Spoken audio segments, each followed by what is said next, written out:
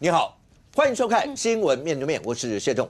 来，一开始为你介绍今天要请到的特别来宾，左手边第一位，新北市议员左冠廷，5哥好，大家好；资深媒体人姚慧珍，大家好；政治学教授范世平老师，大家好；右手边为你邀请到台北市议员李博义，大家好；桃园市议员备少将于北辰将军，大家好；资深媒体人康仁君，大家好。好，那你一定会注意到跟未来整个国家有关系。好，那总预算，有人形容叫总预算之乱，而这整个来看的话，到底乱到什么样一个程度？各自阵营不同意见的话，你会怎么样去做判断？尤其是像譬如说，好吧，你说公社预算重砍23到2300万，中间过程当中出现的一些，不管是要饭啦、恶仆欺主啦，所有这样一些东西，或是在每个阵营来看，蓝营为什么要这样做？绿营到底要帮国家要守什么？而在这次你可以看到，立法院只能23预算嘛，不能再预算。行政院当然提了预算，就是要受监督，而这整个过程变成行政院长都说了重话，甚或直接讲了民众党代理党主席黄国昌，为什么呢？让你先看一下，来。上周五，立法院通过通案的表决，提出了一个939亿多的审查的基本的数字。这是非常荒谬的。从上周五到现在，已经是一场预算风暴席卷台湾。黄国昌委员可能是目前忙着选党主席，忘记了知道政府新做了多少事情。这是毁灭中华民国开始的第一步，也会满足中国，这个是万死不得的。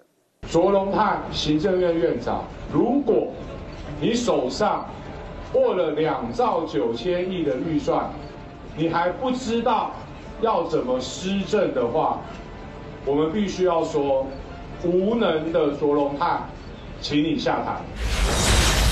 好，那你有听到卓荣泰院长最重的话，这是毁灭中华民国的第一步，也会满足了中国。而这所有的总预算之乱所造成的这一股风暴，会席卷成大罢免的隐性吗？来。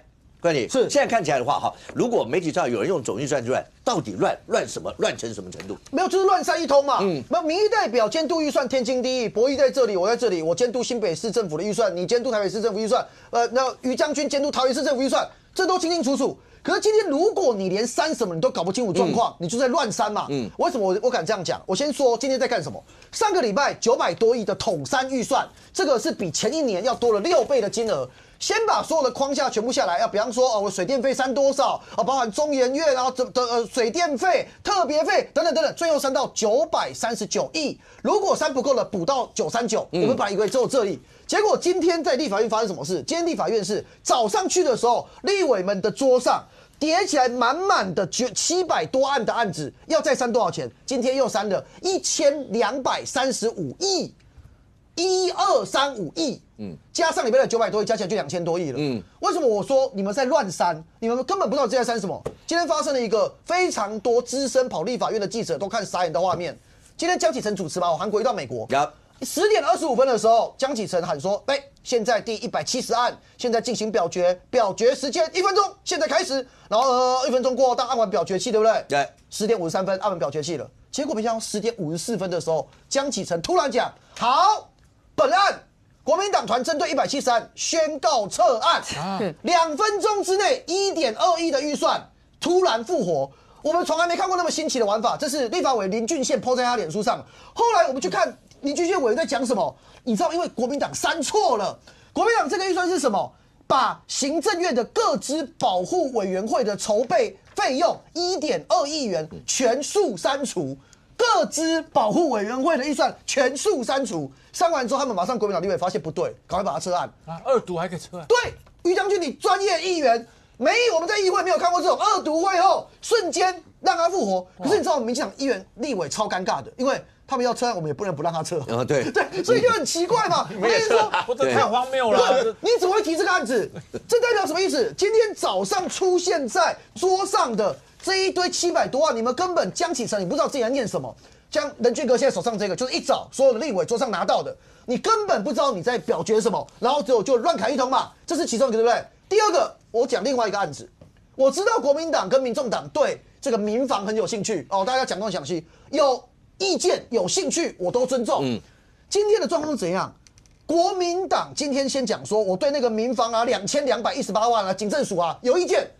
徐宇珍提全数冻结，今天又创了第2个立法院的记录，全数冻结哦，我们表决书就认了嘛。你知道没想到一表决完，下一案，民众党的立委张启凯由黄国昌总召算的民进党团，同一个案子，同一笔预算提删减一半啊，同时2案都过了，现在不知道怎么办。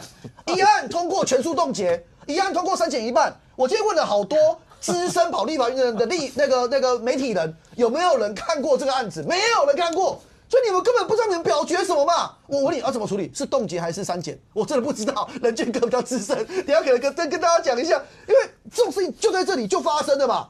所以今天沈伯洋他也在他的脸书讲嘛，今天蓝白的提案叫最高机密版。你知道今天我刚才讲了，任俊哥刚才桌上那一叠。那是几个小时前突然蹦出来的，然后一堆预算删减案就跟上一次我们在审那个国会扩权法案一样，突然从口袋拿出来。你知道今天更扯，今天在审到一半的时候，有2个案子是表决完了，国民党、民众党表示要删除了，现场没有民进党立委知道删什么案子，结果表决完之后才把预算删减单送到桌上，你根本不知道你删什么，然后最后干嘛你知道吗？那刚才讲那2个案子，1000本来一开始最早在协商说砍1000万，最后变砍3000万，那这乱了嘛？就是你们根本不知道自己在删什么，所以大家讲这是恶意的，所以左荣泰才出来讲黄国昌，你还当过立委嘛，对不对？你是忙党主席，忙到不知道在干嘛。我回来最后讲一个那个原则问题啊，我们以往在删地方政府或中央政府的预算，通常有一个原则是，如果你今天举债，我们希望能够撙节开支。可是今年我们看中央政府编出来的预算3兆1，最后剩余是200多亿。今年编出来的预算是没有去举债的，是我还可以剩钱的。那为什么我们会税出变多？因为明年我们的预估就今年了，经济会好，我们的经济成长好，我们税收会变多。那当然多出来的钱可以做什么？就是可以做这一些赖清德他希望能够在台湾能够做的，从幼儿的津贴，从劳健保的补助，然后从所有的这些福国利民的社会住宅这些政策，结果这样大刀一砍，胡乱的全部砍下去，最后会变怎么样？最后是害到自己嘛。所以今天这些荒谬的场景全部在现场全部蹦出来，你说对蓝白会加分吗？我不觉得会加分所以为什么大家会那么愤怒？我觉得这是主因啊。OK。来，那博宇来直接回应一下这一块。今天早上总共有将近800个案子在立法院里面。没错，刚刚那个冠廷讲没错，就国民党有撤案，民进党也是今天一样撤案，一样有撤案，不要讲他是国民党撤案一样。然后更好笑的是，刚刚说好多叠突然出现，对不对？民进党柯建铭直接用手写版本要求我们的副院长来帮忙处理事情啊，还用立可白涂掉，盖个章签个名就上来了，连基本的发文都没有啊！你说国民党敢啊？请问一下，民进党在做什么事情啊？这算正式的文章，大家都看一下，这叫正式的文章，正式的党团发文吗？没有就看到挂一个民进党的一个党团的案章，然后柯建铭签个名就送上去了。所以你说国民党乱七八糟，我尊重大家讲法，国民党也许真的有做不好的地方，但你民进党自己也是莫名其妙，好不好？自己也删了案子，在今天早上，然后甚至是你想要的提案，还是用手写的方式当场临时交给主席来处理，这个事情难道民进党没有问题吗？现在讲好像都是国民党乱七八糟、毁宪乱政，我觉得民进党自己看看自己，我觉得你们也好不到哪里去。我也要不要回应一下刚才行政院长左荣泰左院长讲的那最重的几句话？好，说如果这样搞的话，第一个这是毁灭中华民国的第一步，而且会满足了中国，这几句话是最重的一句。没错，我先讲好了。左荣泰院长其实我们都知道，他算是相对比较温和啦，他也一直希望朝野能够和谐，对，他讲过很多次了。但是他今天的记者会让我相当的惊讶，有2个点。第一个点先讲好了。他提到了黄国昌委员，他说他忙着选党主席，忘了政府做了多少事，是恶意的疏忽。我先说一下好了，拜托，你卓荣泰是中华民国的行政院院长，还是民进党的行政院院长？要讲清楚啊！你可以针对这个案子，你的想法是什么 ？OK， 但是不要掺杂你个人的感情以及攻击的字眼。但我最有意见的是什么？他说。我们台湾毁灭的第一步是因为大量删除了数发部、NCC 跟陆委会的预算他举的是三个部门的当例子你什么部门不举？你举这3个部门，数发部打炸国家队，每年花100亿，你告诉我，他们的一些员工在国外待的时间可能比在台湾待的时间还长大家查一下新闻都知道。NCC， 我现在对于 NCC 最多的想法是，他说如果他们的委员人数不够我们买不到 iPhone 民众觉得是笑话，然后他们的主委还被起诉了。最后讲到陆委会，我觉得这也是个天才单位。陆委会最近两岸的关系状况已经很糟了，那陆委会到底该不该存在？如果以赖清德的那种新两国论而言，陆委会其实不用存在啊，外交部就好了，我陆委会干嘛？好，没关系，存在了。陆委会每年都会给海基会一个所谓的预算，叫做两岸中介事务预算，大家都知道，之前讨论过了。本来呢是1亿8千万，现在暴增到2亿5千万，比去年大增了40%。以现在两岸的关系不减反增，已经够奇怪了。最好笑的是，你可以先跟海基会的秘书长卢文嘉在讲什么啊？在两岸论坛的时候，邀请蒋万安市长拜托救救台湾滞留在大陆的一贯道的民众。笑话，这预算当然该砍啊，而且砍完之后，预算应该直接给台北市政府啊，因为我们可以帮你做很多事情啊。所以你说卓荣泰讲出这些话来，有没有情绪在里面？我觉得有。那他的个人想法我不评论。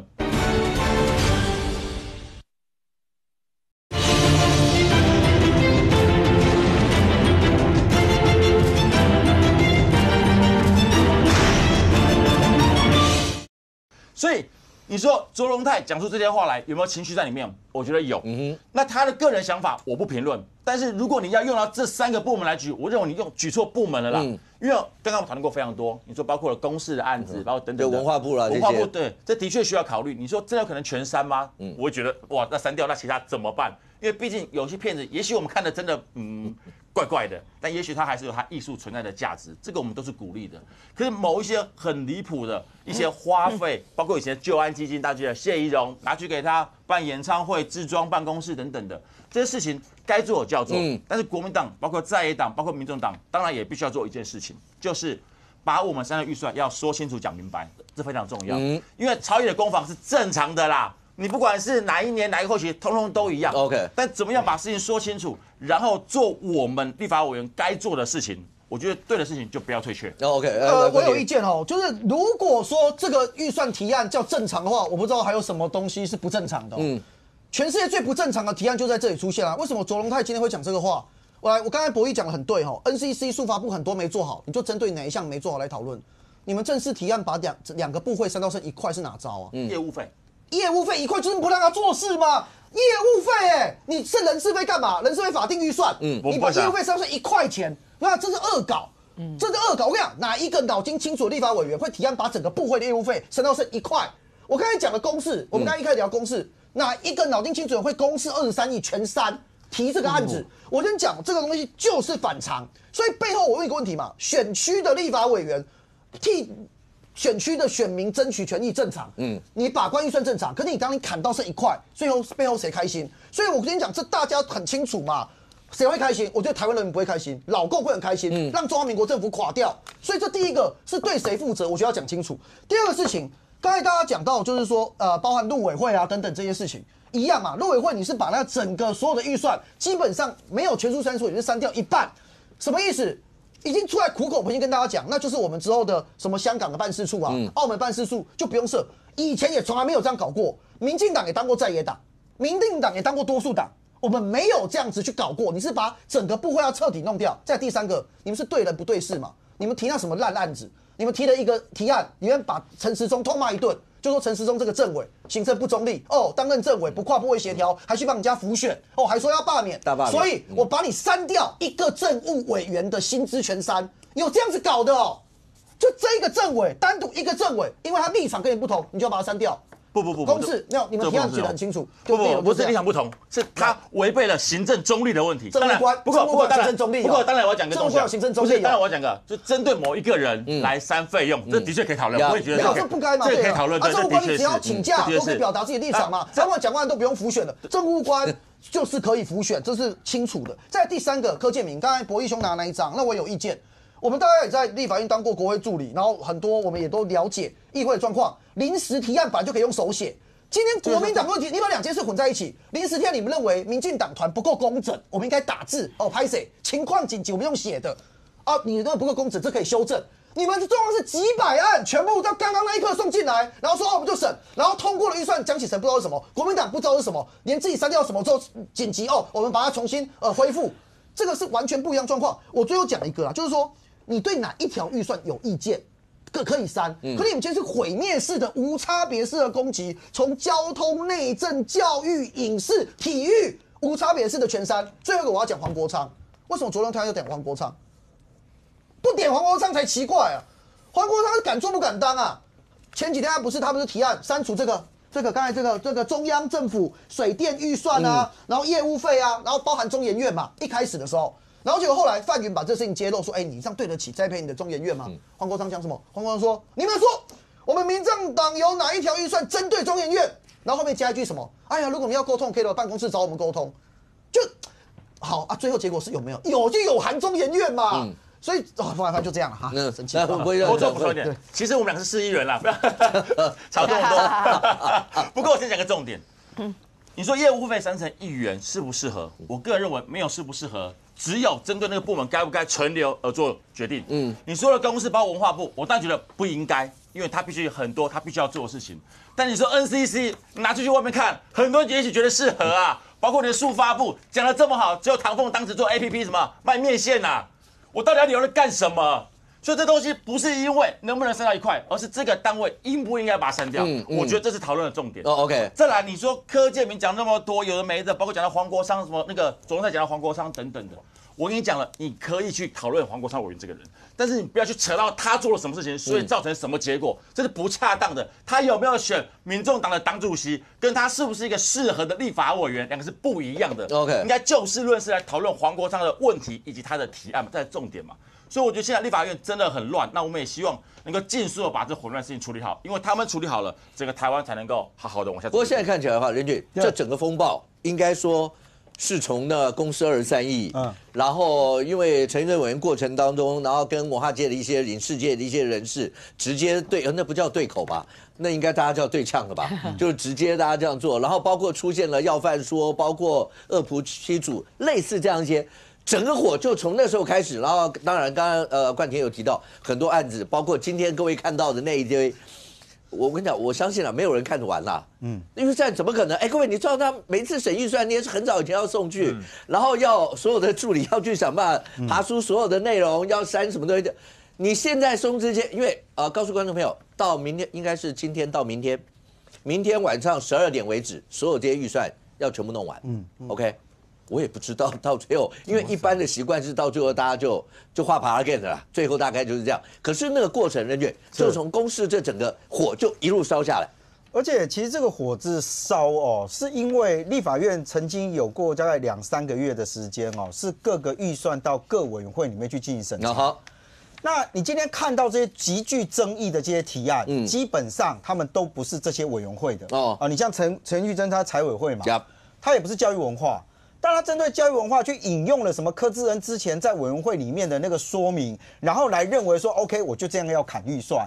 我跟你讲实话啦，这个东西最伤的其实国民党在那些委员会里面的立委。所以柯志恩媒体上报道，柯志恩的反弹很大。不一定反弹嘛？对，教育文化我还要选高雄。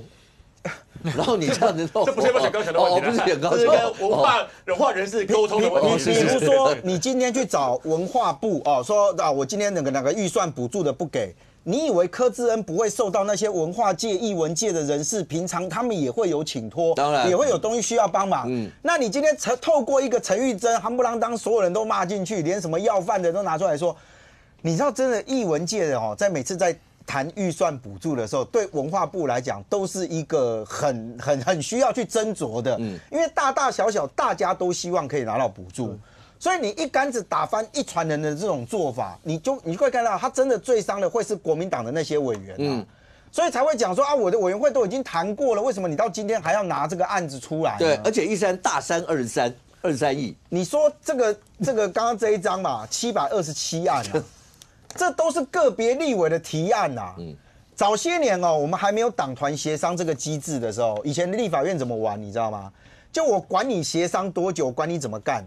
反正到院会的时候，只要有一个委员，我反对，我刚才案子就被撤掉。所以后来大家觉得这个立法院的议事效率真的是不彰到一个程度，所以后来才改成要有党团的机制，就是大家可以先透过协商。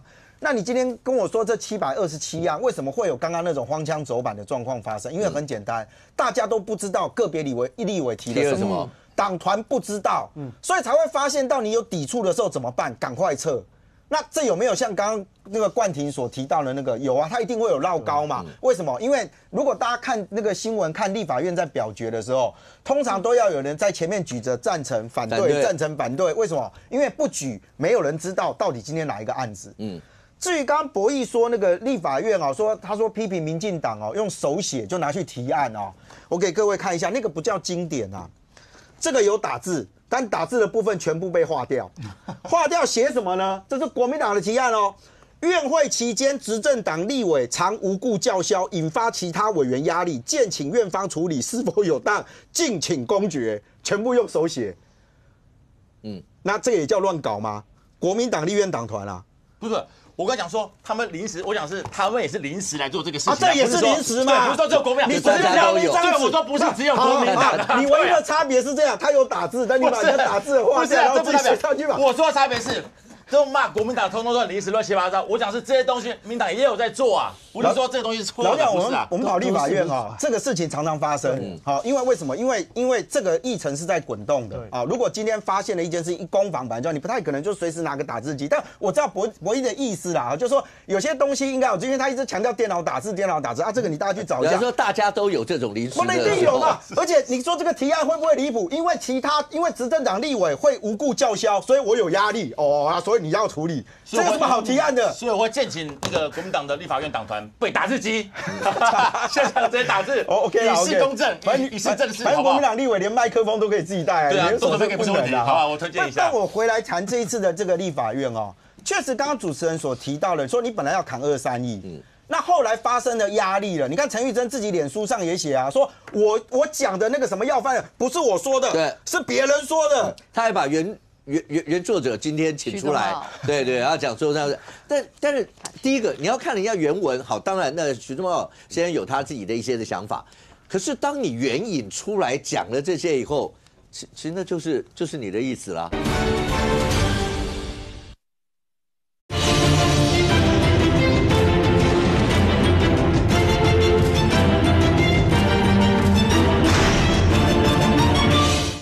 可是当你援引出来讲了这些以后，其实那就是你的意思啦。好，那问题了，那个5个已经看过《阿 Q 正传》嘛？对嘛？阿 Q 正传骂人，然后人家要打他的时候，不是我讲，是他讲的，就推给别人嘛啊。但我真的必须讲，这里727案这样子表决进来，我说实话，成案的会有几案？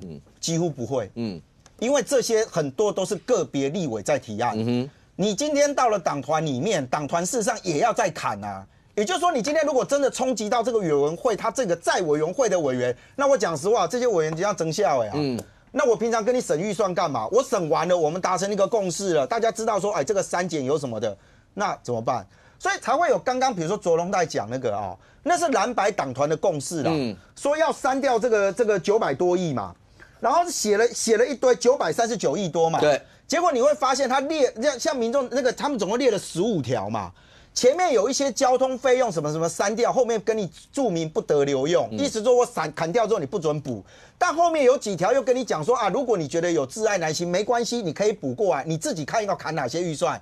那你跟我讲，在今年2月1号开议到现在为止，国民党跟民众党最争取的是什么？我立委要有足够的权力呀。我要监督政府啦，所以我要国会改革啦。虽然民进党认为说这个叫国会扩权嘛但是国民党讲说没有啊，我们这叫国会改革，因为我们要让整个的国会变得更顺畅。那你今天跟我说这么多案子，它顺畅在哪里嘛？你每一个案子花10分钟去表决完了，告诉你说这个案子不会过，那不是浪费人生吗？我觉得这才是真正凸显，就是这一次在立法院里面，为什么大家争议会这么大？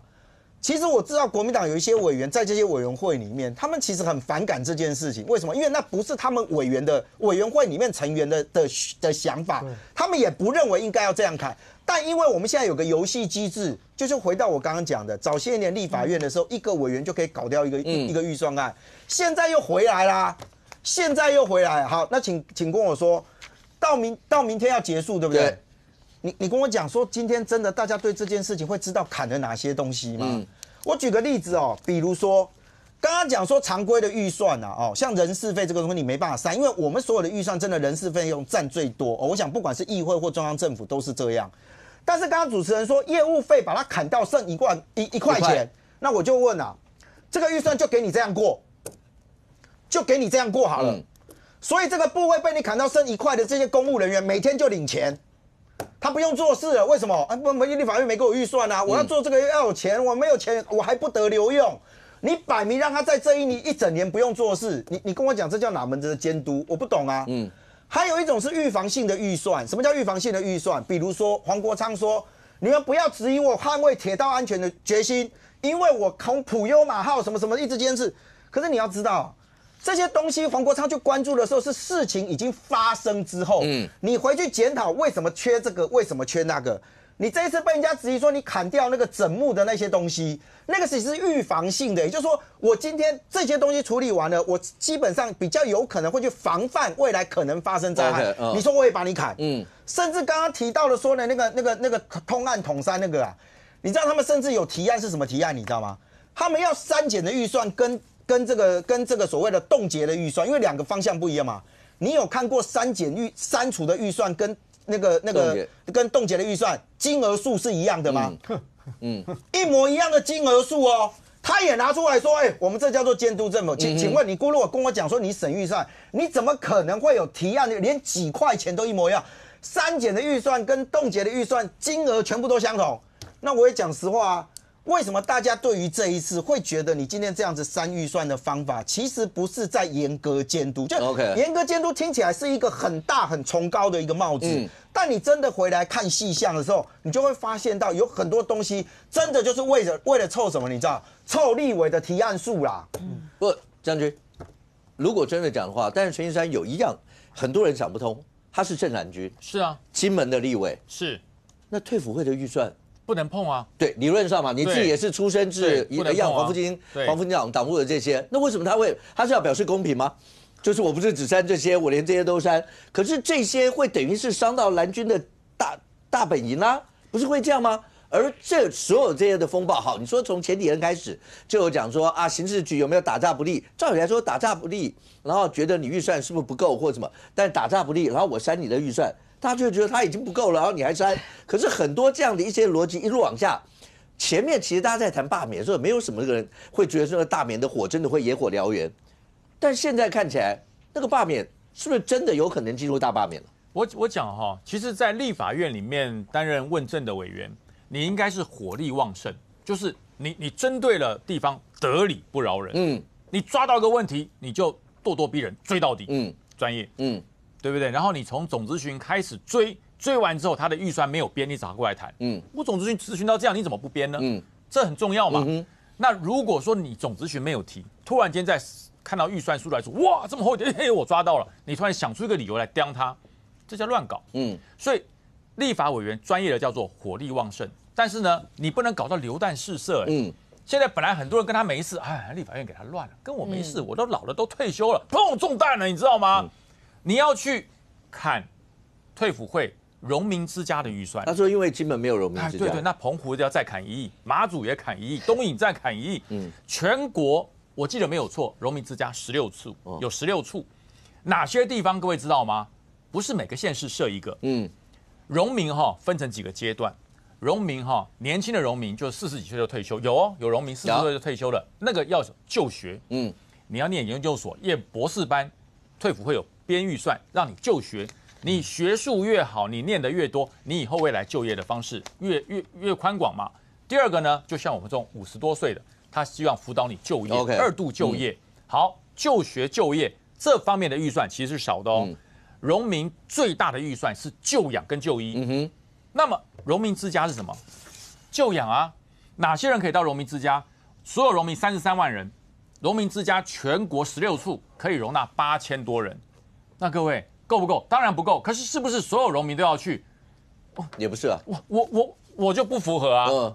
人家说，我也要去荣民之家住，我不符合那个规定，我能动能做，还可以选举，为什么要去？那是哪些人去？孤苦无依、单身。因为早期有很多跟着国民政府到台湾来的这些荣民他是不能结婚的。我说为什么不结婚？找不到对象？不是，是不能结婚，因为当时。1年准备，2年返工，3年扫荡，5年成功，以前就是这样子啊。所以如果你在台湾落地生根，一结婚你不想返工大陆，所以那个时候不能结婚。那些人在几岁？90、100岁到现在， 90岁、100岁有很多都失智了。在桃园有八德的这个荣家有一个地方叫忘我营区，为什么叫忘我营区？那里面的门从外面可以开，从里面不能开，因为长辈一走出来就不见了，他不知道跑去哪里了。你进去问他他永远记得他年轻时候的事情，他不记得你刚刚说什么。我记得我当主委的时候，我去拜访这些99岁的老伯伯，为什么99岁去？他说我怕我没有100岁，所以我永远骗他99岁。我进去之后，他问我第一句话，大家知道吗？我真的吓一跳。诸位啊，反攻大陆没有？你说我叫我怎么回答？快了。对，我说不是，现在只能让他有希望。对，我就跟他讲，明年一定成功，真的，你不要骗我，没有，明年一定成功。好，有你们就有希望。过不到2秒钟，反攻大陆没有？明年，明年，明年，我跟他讲了1个多小时，永远在重复这句话。这些人需不需要我们的照顾？要。需不需要钱？要。但是我说荣家为什么没有所有的县市外岛各设一个？荣民之家重点在于就养跟就医。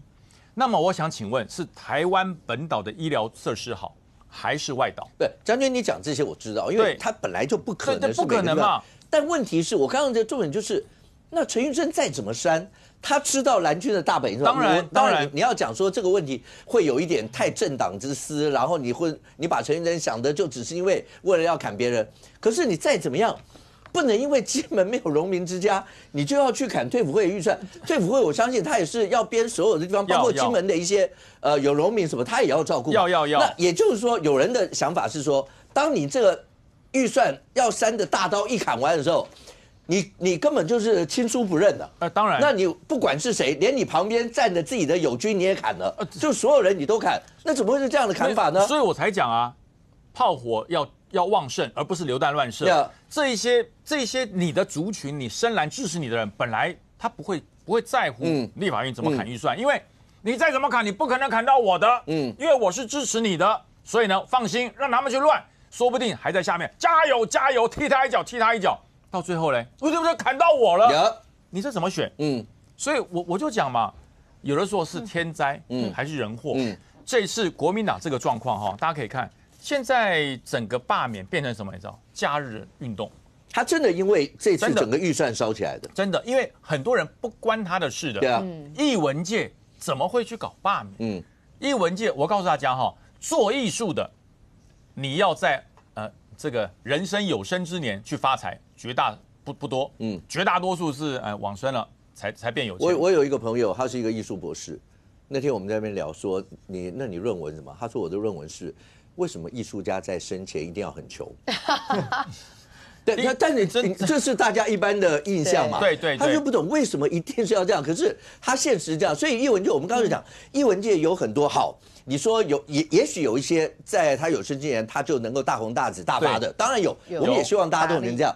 但有一些的那种所谓的艺术跟文化，它就是需要，它是比较孤独寂寞的，有一些是这个样子。因为艺术家他创作的时间跟找到伯乐的时间不会成对比。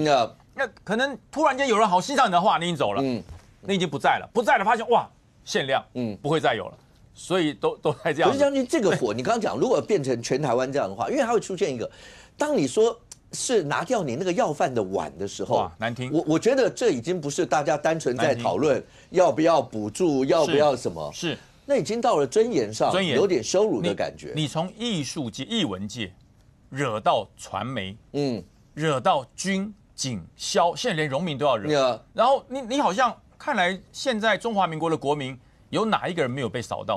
都被扫到嘞，长照的、儿福的、长照的，什么都扫。那你为的是什么呢？你到底为的是什么？你就是杀红了眼。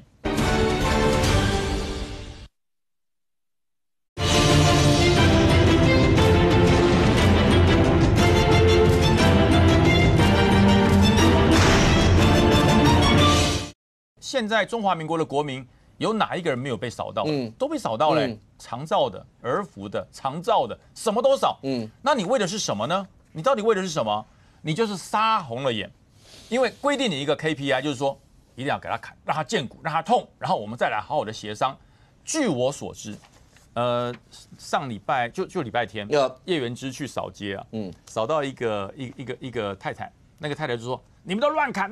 叶元之回话我真的听了蛮有意思。哎呀，你先不要骂我了，礼拜2你就知道了。他说知道什么都会过，那你砍什么？那你在砍什么？抽提案数。对，就是我刚刚讲 KPI 嘛，每个人要给我砍个5000万、1亿，要砍多少？那就乱砍。他们自己知道礼拜二都会过，就是让你痛苦，让你妥协，让你知道的存在。可是对你的政党的这个所谓的攻防，我不要说斗争啊，政党的攻防你可能达到目的了，可是你考虑一下老百姓的感受好不好？老百姓怎么知道你是真砍假砍？我们没有当过民意代表，我们以为都是真砍哦。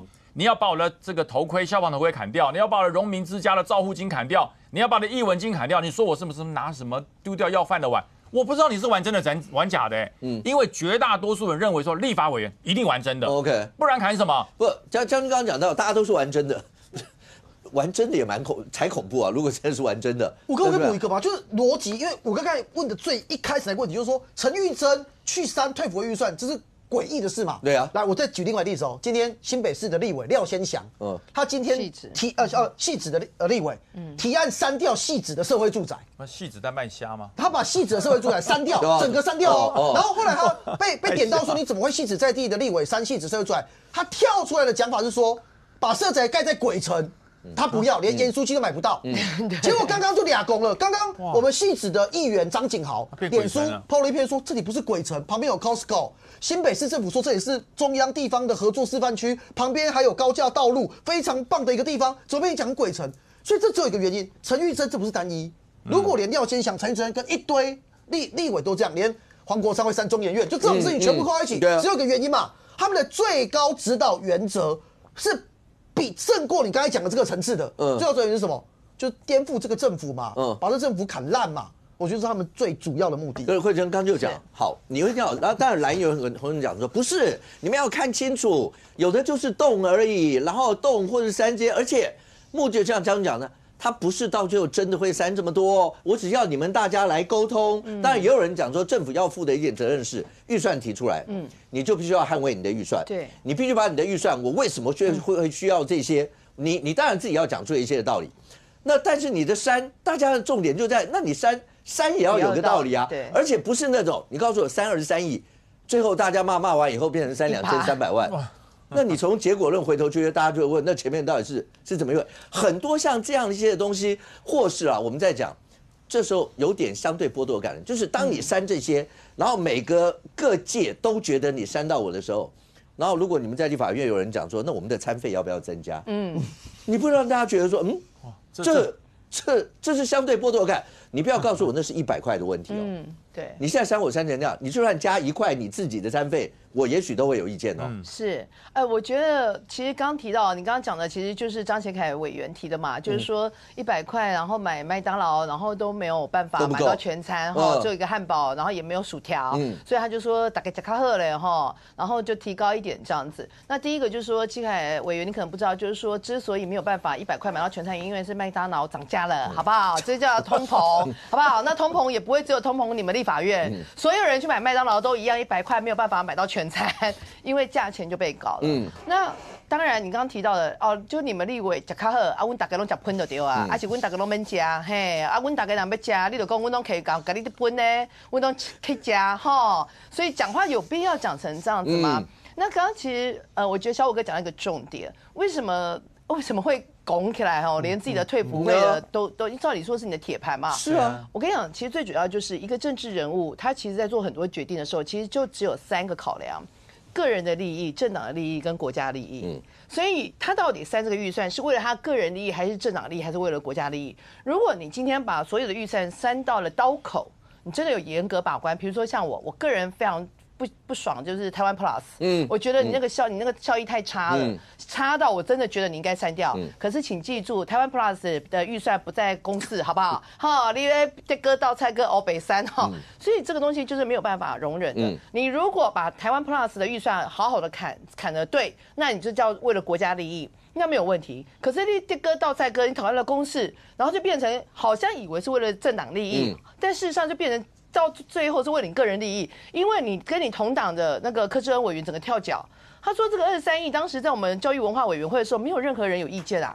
那你又不是教育文化委员会的，你又关你什么差事啊？这样好像你们自己委员会的这些基本上都是不办事儿的。对，就是你凸显2件事嘛，就是说你这个委员会的委员，你看有这么大的弊案，你该删你都不删，好，那不你所以你那个你领导也领导不要搞，我来搞，好，所以我来删，好像变成你一个人最厉害，我们其他人都是蠢蛋。哦，像我以前当记者的时候，我最讨厌别人踩线，你踩我的线，然后一副你最厉害，弄力捅高，被这骗贵，对不对？所以这种就是够狼玩嘛，所以他是为什么？所以你本来是为了政党利益，就后来发现也不是为了政党利益，是为了什么？为了你个人利益。那为什么这件事会变成为了他个人利益？因为显现出啊，所以他现在话讲得更狠、更凶狠啊！你们这些拿全部的都绿油油啊，然后什么什么，你谁没有拿？你们全部都是讲。那我觉得好，如果你要这样讲，那请你把这些。比如说你就讲嘛，杨立洲那个导演，他拿了多少预算，拿了几次预算，有没有重复拿预算的问题？你要把这些道理讲出来嘛，那大家才会说哦，那可能真的有绿油油的问题，有没有绿油油？肯定有。一定有，但是你要点名点清楚嘛。像我就直接点名点清楚，文化总会永远的预算到最后都给谁？而且文化总会预算是你们立法委员也管不到的，所以这个就是变成你要管的，你应该要认真管，而不是乱枪扫射。你乱枪扫射出来，结果会导致什么？就变成是没有人是局外人啊，所有人都站在你对立面啦。比如说你弄那个，像我有朋友他们是艺文工作，他们是什么艺文工作？他们是独立记者，艺文记者，就他们现在也开始参加联署。我想说，那你们为什么参加联署？因为他们有一个团体叫什么世盟啊，或什么的。他先想说，我们一个这样的团体，其实他是为了保护艺术家，所以他们一定会有政府给他们一点点预算。那你现在连这个一点点你都要砍掉，那你就只好逼着人家站在你对立面。那我跟你讲，有的预算，比如说像我个人比较有深刻体验的，可能就是那个家电补助3000块，我要换个家电，我也响应政府，好不好？节能，好不好？那你给我删掉干嘛？好，这个96亿，那这个人民是不是会反弹？会反弹。那比如说，好，再来一个18亿，什么？就是对那个发票。小确幸好不好？而且我常常会把那有对中，会觉得这个月好像不错，运气好。对，就是一个有点好像就是未来几个月的征兆那种感觉。所以你这个东西叫做人民的小确幸东西，你把它删掉，我可能会很不开心，我很不爽。可是我可能还不至于到真的会觉得就是说影响到很大很大。有一个东西影响到很大很大是什么？就是健保嘛。像这个食药署的这个政策宣传费用，然后呢，这个管理业务费用，最重要的一件事是业务费，你删了30%，2340万人健保的这个相关的服务可能都会中断包括什么催缴劳工的权益啊这些的，然后还有防疫啊，还有这个什么这个健保的预算删减啊，这个8亿元，2万家的医疗院所恐怕因为他们给付会因而这样而延迟。所以这严不严重？这超级严重，而且它不只是严重，它是会影响到人的生命的安全的问题。像这种，我是觉得你连1毛钱都不能删。其实我看所有的站出来的人里面，我其实最应该心疼的其实是罗义军这是我们现在的署长嘛，副署长，对，副署长对。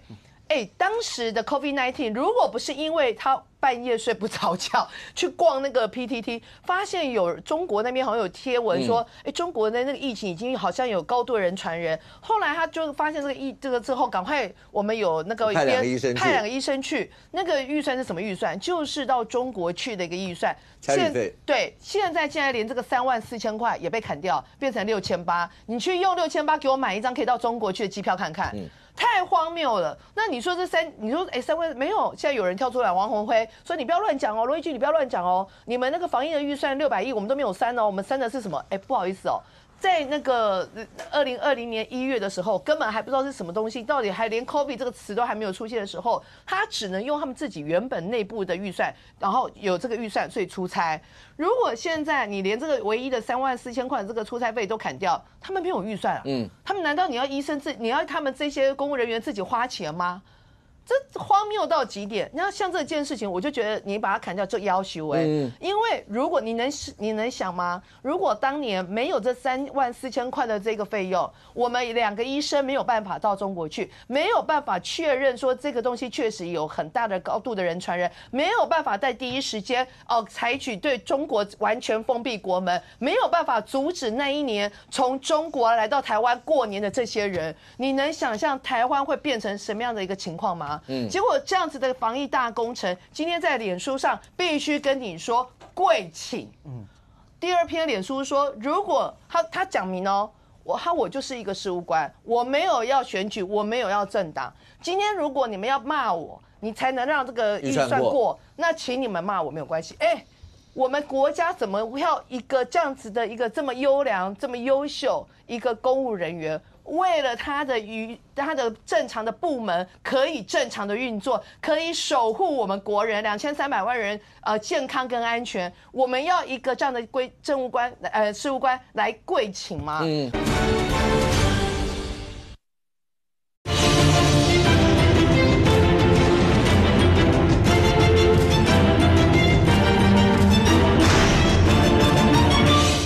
我没有要选举，我没有要政党。今天如果你们要骂我，你才能让这个预算过，那请你们骂我没有关系。我们国家怎么要一个这样子的一个这么优良、这么优秀一个公务人员？为了他的正常的部门可以正常的运作，可以守护我们国人2300万人健康跟安全，我们要一个这样的政务官事务官来跪请吗？我觉得这已经荒谬到。这个党哦，如果你有少数的立法委员，包括陈玉珍这些人，为了个人的利益，把你们的政党利益踩在脚底下，把整个国家利益踩在脚底下，我觉得这个人是你们党要处理的，不是人民要处理的。范老师，现在整个来讲的话，蓝营有警觉到这些可能会反噬到他们本来想要去凸显。我知道他们一定想要凸显说有一些预算是不合理的，所以他们要去删。只是那个做法，你没有办法想象为什么到最后刚刚讲的。感觉上把全民都站在他的对立面，甚会有一些像刚刚讲防疫的那一部分，好，王辉讲防疫当然没有删，可是整体预算这样的删会不会影响到因为大家知道卫福像这样的一些单位是大家非常重视的，跟人民有关系的。那包括去年我们拿了12强的冠军，那当然你说包括体育相关的预算是删了15%啦或什么。那讲说那没有啊，我们不是删这个，我们只是叫你不要做头等舱，有一些人不能去做头等舱，类似这些。可是这些对很多民众听起来就觉得我们好不容易拿个冠军，那这样会不会再影响到我们讲？因为有一些大家知道，把立委的考察费全部给我删光，你反正你们出去那个也是乱掰的。OK， 对，所以范老师在可是当左荣泰院长讲到满足了中国毁灭中华民国的第一步或类似这些的时候。他某种程度会不会又挑高到了国内传统的蓝绿对决的事情了？我觉得就是说，其实他们已经得罪了百工百业，也得罪了这个士农工商了。那你看这个，你说是不是把它抹红？上个礼拜中国的国台办的发言人陈冰华就说嘛，说民进党你们是花民众的钱，洗民众的脑，就是说你们就是等于说支持国民党3嘛。那你陈玉珍，你本身又跟对岸的关系很近，不要说金门跟厦门很近，你自己也常去对岸，大家就会不免说，你这个是配合中国演出嘛？你看为什么那天那个导演陈世杰，我认为他本来其实跟陈玉珍也不认识，我也不认识，我也不认为他有什么很明显的蓝绿，他那天就跟着陈玉珍在立法院对骂，对啊，他说你的组织还没有来，你就在搞了，对，他说什么组织？你对岸的组织。他说就是中国那边的组织，他直接这样讲，这是他膝盖反应嘛？他讲对不对我不知道，但是这就是陈世杰他的反应，那这也是很多人的反应，好，所以我觉得我觉得任何的社会运动，当他跟政治脱钩，而是跟一般庶民或者跟政治无关的人在一起，那就麻烦了。你说单纯的蓝绿对决，那就是蓝绿。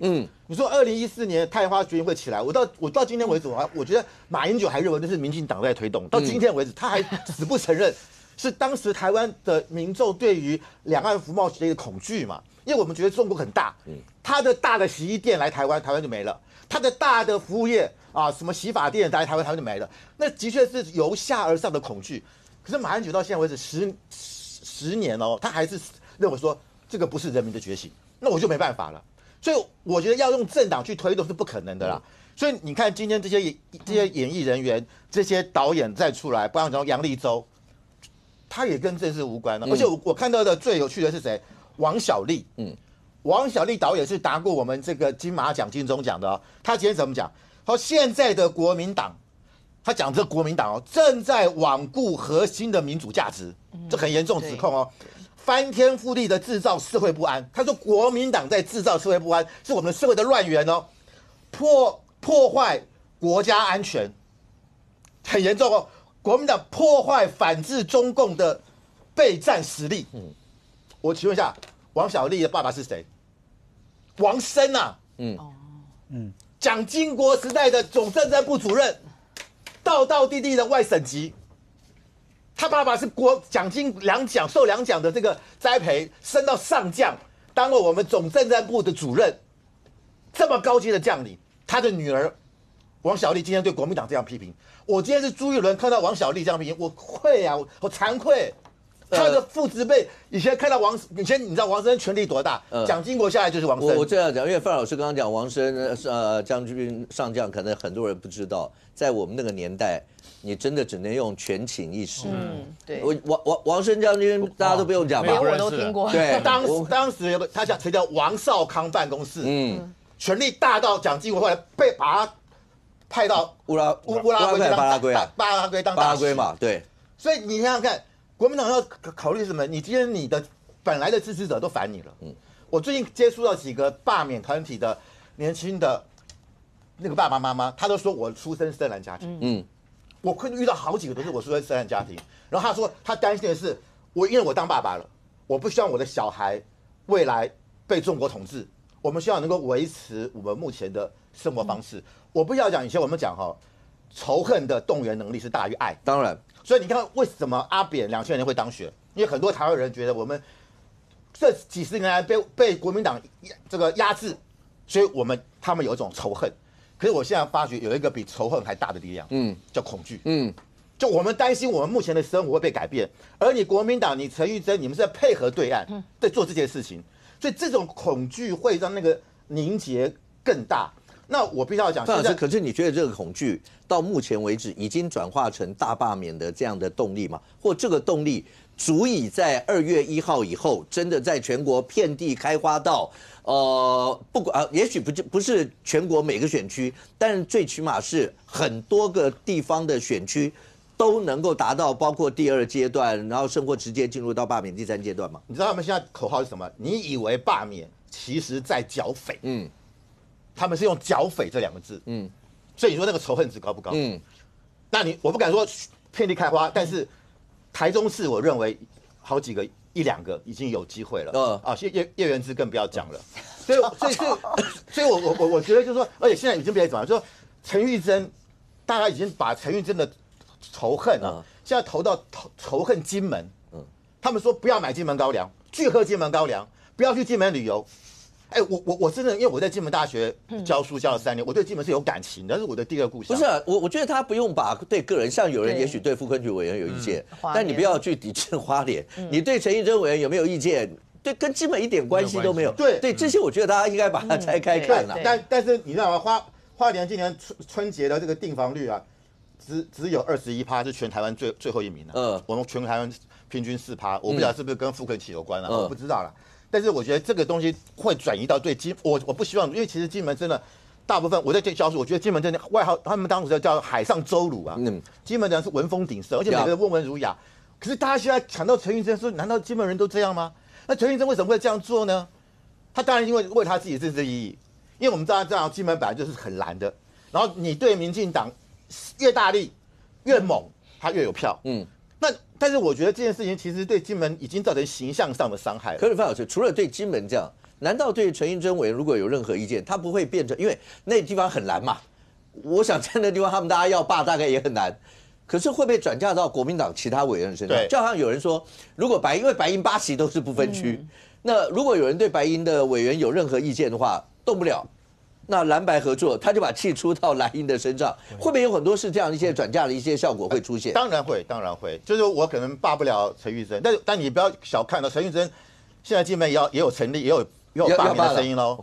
因为他当选的是28800票，但是金门的住民有14万常住人口有56000多人所以他其实只有一半金门其实他没有什么党，都蓝的啦，但他有的是姓氏，姓陈的跟姓李的，你认为姓李的会不会蠢蠢欲动？对不对？这我也不晓得。陈玉珍，你以为所有的金门人都挺你吗？所以我觉得难讲，但是或许困难，但是问题是他们会报复在其他的立委，而且你们这些立委变成是陈玉珍的附随组织，你们变成傅昆萁的附随组织，那仇恨，而且你可能有联署很多案子，那我觉得这个东西刚刚讲过，他把陆委会这个所有的人这个所谓的这个业务费全部删了，剩1块钱嘛，哎，我觉得这个很情绪。陆委会其实他还有做很多是我们说港澳工作之外，还有做很多研究工作，还有对中共的情势的分析，还有很多是跟我们的相关的政策有关。那你把它分1块，他代表公务员每天去就带个便当去了。他业务费1块，他连那个影印机都没有，都不用啦，影印纸都没有啦，对不对？那你干脆修改行政院组织法，废除陆委会，废除 NCC， 裁撤的意思，对，裁撤了嘛，对不对？那你不能是因为我觉得里面有很多是愤怒，因为他们认为两岸关系不好，或者你就认为陆委会要停掉，那很多人会说，那你是不是站在国台办那边？因为我们这几年杨文杰当陆委会发言人讲话，可能也是跟中国直来直往，你这跟他更怀疑说你们是在配合中国。对啊，可是如果刚刚范老师讲说火会不会因为对某一些委员不满，会烧到其他那些？不会有这样，因为民调上看起来的话，其实真的在大罢免上面，尤其这一波的预算这些，会影响到全面性的野火燎原吗？我讲了，之前的罢免案原则上都是单一罢免案，所以所有新闻的聚焦都会在那个罢免案上，全国等于跟选总统一样，对，都专注那个基隆、高雄，然后包括你说之前陈柏惟、三苦哥。那这一次如果是全台大罢免，那我说真的，关注度就跟我们选举一样，不可能每个区都管得到了啦，因为才太多人了嘛，甚至是现在有可能不止罢免立委。市议员有没有可能一起包裹去处理？是可以的，反正我都联署同一个摊位嘛，立委来了，议员一起签名啦。没有，市议员来，明年就重选了，明年就重选，顺便签一签吧，反正也无所谓了。所以我说这会变得很复杂，这真的会变得很复杂。但以目前看起来，我不知道可能每个选区还是我觉得会有差了，就是说可能是比较深绿的区或者比较深蓝的区，所反映出来的情绪，我相信可能会不太一样。但是以目前看到的民调是，目前大部分啦，以台湾受访的民众认为啦，还是高达72%啦，是认为没有必要罢免了。那只有大概17%多认为有必要罢免。那目前这个数字，我个人认为是相当悬殊的。老实讲，这个数字非常悬殊，代表了你说不管是国民党大家觉得好或不好，民众党大家觉得好或不好，但以目前立法院的感觉，恐怕以现在啦，可能还没有直接反映到大家想不想要来罢免了。那未来我不知道，未来这个民调会不会有高有低，这很难说。但我必须要想的是，对于很多的民意代表而言，尤其是不管是深蓝或深绿区的民意代表而言，他们有时候讲的话都会比较硬，尤其是立法委员很硬，因为我不怕嘛，就是我优势选区啦，我的票都比你的多。但是大家有没有想到，中立选区中间不是中立，是中立在桃园，对，中间选区或相对比较危险的选区，那实际上很多的某些的立法委员的发言是会拖累甚至害到其他的民意代表，就是你那个地方这么蓝或这么绿，我就挑撒卡都的，然后或是你得票差3000票以内的，就把那些恨或是愤怒都转到你们身上，因为他觉得有机会。对，蓝绿两边现在都这样，都是这样做的。对，所以我们原本想要罢免一个人，是因为觉得他做的不好，不适任，我来罢免他。但到后期很有可能会变得他比较有机会，所以我来罢免他。这就完全丧失了罢免的初衷了。我要讲最近的这个预算的事情，我认为局势在急转直下。我先讲党中央立场，民进党中央立场现在是我们当然说尊重公民团体嘛。为什么讲尊重公民团体？因为现在第一阶段说1%，其实老实讲，公民团体他们自在弄，对，比较很容易来1%。所以其实老实讲，大家不用急，就是后面。可是我跟你讲，为什么那个打已经压起来？我们每天都接到各种电话。党中央，我们自己的服务处，我举我这边蛮好笑的笑话，但分享给大家听。我的服务处这几天接到电话，卓安婷，你怎么议员服务处都还没有设罢免立委的联署站？我说拍谁？我这一选区2个立委都民进党籍，没有，就他根本没有搞清楚我这一区的立委是谁，可是就是要罢免啊。讲完之后，理解了，好，就是说，这代表说我们内部其实很多的支持者现在对于国民党的立委的那个怨恨是非常高的。第二个，你看这几天，无论是蓝的还是绿的，在各个菜市场无论是发月历发春联的状况，尤其是比较指标选区，我们大家看到新闻，不管是叶元之徐小新，都有看到有支持的人，但是也有呛瞎的人，那个已经是变成非常的强烈的了。所以我认为这个局势一直在变化中。什么叫变化中？我讲我个人看法跟接下去的预判。接下去，现在台湾可能有20几个选区的蓝的立委正在公民团体正在联署中。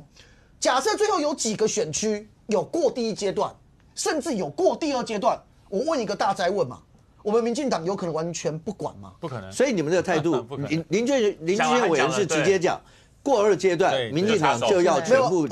你们不应该讲，目前还没有，你们还没有一个定调，还没有讨论，因为还没到，时间没到。OK， 我们目前的态度就是公民团体发动嘛，因为我实话讲，公民团体也有不同的态度。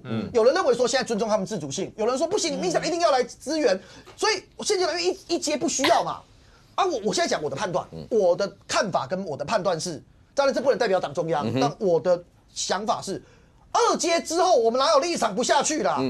就我举例，假设叶元之过了，然后我们大家讲，为什么来他都举例啊？换个人好不好？跟我比较近，徐小新好了，不管，反正就是某一个国民党籍的立委啊，刘许廷啊，不管谁，你过了之后，如果我们民进党最后讲说没有，不关我们的事，我们尊重公民团体，那么什么？你觉得有可能吗？没有，最后验资有过没过，账会算在我们身上。现在我看这个民意已经真的在延烧当中，国民党真的比较清楚。我补充一点哈。其实，因为我们冠廷，我们都是议员，我们现在开始会发红包、发春联嘛。大概1个礼拜前，我到市场去发春联的时候，很多人都小声问我哪里可以领罢免，很小声啊，就是大家毕竟有请到桃园6个都来的，所以都很小声。我上个礼拜6、礼拜天去发春联跟红包的时候，你知道吗？一边跟我拿红包说，那边可以拿罢免，赶快去拿，变得大声，当这个罢免变成理直气壮的时候，我要告诉大家，这是个可怕的事哦。所以很多政治人跟我讲，我们选区这都我朋友嘛，6个立委我都认识。他说你认为我罢免的成功？那当然我讲说不会，你那么强都罢免的成功。对，我也觉得我很强，可是我很烦。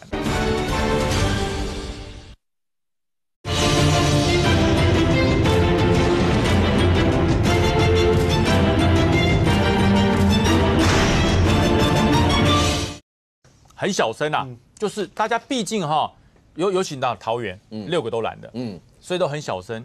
我上个礼拜6、礼拜天去发春联跟红包的时候，你知道吗？一边跟我拿红包说，那边可以拿罢免，赶快去拿，变得大声。当这个罢免变成理直气壮的时候，我要告诉大家，这是个可怕的事哦。所以很多政治人跟我讲，我们选区这都我朋友嘛，6个立委我都认识。他说你认为我罢免的成功？那当然我讲说不会，你那么强都罢免的成功。对，我也觉得我很强，可是我很烦。那个烦哦，那个烦你没被罢免过的你不知道，那就像100只苍蝇在你耳朵一直飞，你知道吗？你挥去它又来更多 ，OK， 你会很烦。而且呢，最可怕是哪点？你知道，会让你不敢出门，因为你不知道会不会遇到有人跟你呛下的。因为不是每个国民党的立委都跟徐小新一样，来抱抱，哎呀。那不是绝大多数国民党的这个政治人物是，尤其是立委，他是属于地方型的政治人物，他出去被呛，他会不舒服，而且他很怕他的支持者跟罢免的人冲突，他很怕，所以我才说这件事情本来不会烧这么大，真的是总预算 ，OK，让所有人都焦虑、都生气、都愤怒，所以我才说那如果如同叶元之讲的，明天绝大多数都过了，那更惨呢，你们在玩人民呢？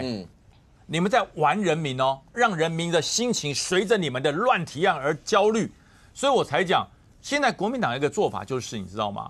你必须要面对了，你不能再躲了，你必须要面对。那你说民众党要不要加入？我觉得那是民众党的态度，民进党的态度嘛。OK， 不过在未来来讲的话，是不是真的？你说大罢免会一路往下？现在看起来的话，蓝绿2大阵营。我不知道党中央会是什么样一些态度，不过绿营显然有很多的政治人物都已经，因为柯总召很早以前就讲到大罢免，然后现在看到有一些像林俊宪委他们是直接讲说2阶段跟冠廷刚刚讲2阶段就没有回避任何一点的空间。那任俊很简单的告诉我，所以绿营现在尤其地方，我们可以直接讲鹰派抬头了吗？要站，大家就站到底。我觉得还是看区域啦。真正要推动大罢免这件事情，因为很简单嘛，就是说对民进党现在来讲，你到底是要去强化，就是说国民党跟民众党在立法院里面，像这一次这个总预算案是对民进党来讲是很得利的啦。因为反正你们都审到最后也不知道在审什么东西，然后这样乱，那个对于他要凸显国会的乱象，我觉得是有利的。而且如果大家还记得，在去年的时候，2月1号到后来，国民党跟民众党的立委在争取的不就是什么国会要改革吗？不是要增加很多自己的这个权利啊，然后呢，说因为这样可以监督政府嘛？那等到你真正在审预算的时候，大家乱搞，你觉得对民进党这个论述，它会比较有利哦？但如果民进党现在有人要盘算，就是说要彻底颠覆国会的席次，那民进党就要垫自己有几分的斤两。这个很难吧？对，因为就回到了这一个，你等于是加减完以后要过57，是不要过了57就可以。加减完要57席哦，等于民进党比现在要进多6席。对，就是你在地区要推大罢免哦，不管任何一个地区哦，你只要这个地区罢免，你说1阶过很容易嘛，啊2阶如果没过了，你民进党在那个地方就没有好处啦。再来就算大罢免全部成功好了啦，啊你全部选区全部重选嘛，啊如果席次的比例还是一样，民进党白玩一场。所以我知道民进党还是有一些理性的人呐啊，但是民进党的党性不容许在嘴巴上面要理性，所以会有人出来喊。会有人出来喊，只是我比较好奇，为什么是老柯出来喊？因为老柯的身份有点不太一样啊。但你会看到老柯喊完了之后，基本上旁边的相对的就低调。所以我觉得这个是民进党党性的问题，因为他不可能在这个东西上面让国民党你也喊得很硬啊。OK， 你也是喊得很硬啊。但是如果真正从那个比例上面来看哦，其实你会发现到，是之前正传媒在做民调的时候，那个比例很清楚嘛，6、7成左右的民众是根本就不觉得有需要推动到大罢免。刚刚博弈那个看起来更细了啊，他从选区再进来看，如果连国民党的人就是在绿的选区里面，连国民党的都也不觉得需要去推这个罢免，那国民党现在喊说我点名几个，那个意义在哪里？大家都希望在嘴巴上不要输人，但是政治就是很现实，它不是骨感，那叫做现实啊。OK， 我觉得那个林俊宪会说第二阶段民进党就要介入嘛，对，他也算是比较鹰派型的啊。那为什么呢？因为我觉得，其实我相信这个台南、高雄对于立法院的不满是更高，可他们罢不掉啊，他没有人可以罢，所以说怒气没办法宣泄啊，干嘛罢自己？对啊，没有啊，可他们很想罢，是不会有事啊，他讲得很高兴，他不会有事，但是北部就不一定会不会有事。我相信，尤其三咖都的那些，没错，我相信台南的民众看这个立法院的行为，他们更气啊，对。尤其赖清德又是台南对啊，无处宣泄啊，对啊，所以林俊宪要出来当做个出口吧。OK， 好，那你会讲说，那这所有这些在立法院今天到明天，那所有的总预算最后结果会怎么样？大家会盯着看。那盯着看以外，会跟所谓的罢免会不会产生任何一些的联动？但除了这个以外，柯文哲前主席呢，现在还在看守所。民众党已经进行中央委员，那胜获现在主席有2个人选嘛，一个是黄国昌要竞选，另外一个就是蔡壁如。而所有这些权力之间的更迭会不会跟柯文哲之间有任何一些的联动性？柯文哲已经在政治舞台上面已经离开了吗？还是每一个人言必称柯文哲？而这所有的一切又象征了什么？不过黄昌身为民众党的代理党主席，在开所有的党务，大家在讨论到有关于投票啦这些的时候，显然他不是很喜欢别人插嘴。让你听一下，来。我们现在在确认的是议程，那投票应该是在后面，但是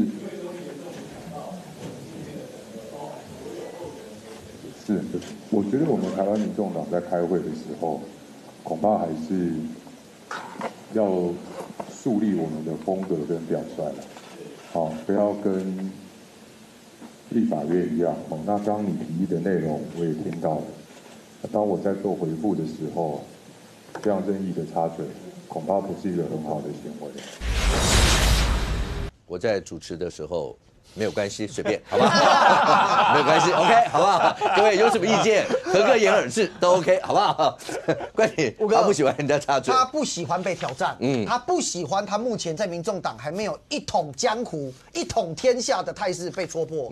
张凯军，无论有人讲说他是蔡壁如的人，无论他是谁的人，不管，但他绝对不是黄国昌的人。所以在这个大会上面，张凯军讲的有道理啊。首先第一个，以往他们在投中央委员的时候，都是一道。就是一个投票箱，那怎么变成3个？那这边有一个美感啊，就是说我们民主政治其实投票一定要秘密投票，就你投给谁，是秘密的，然后这样就不会有压力嘛。尤其代理主席是黄国昌状况，那分成3块是什么意思？说真的，他们党代表说几个人？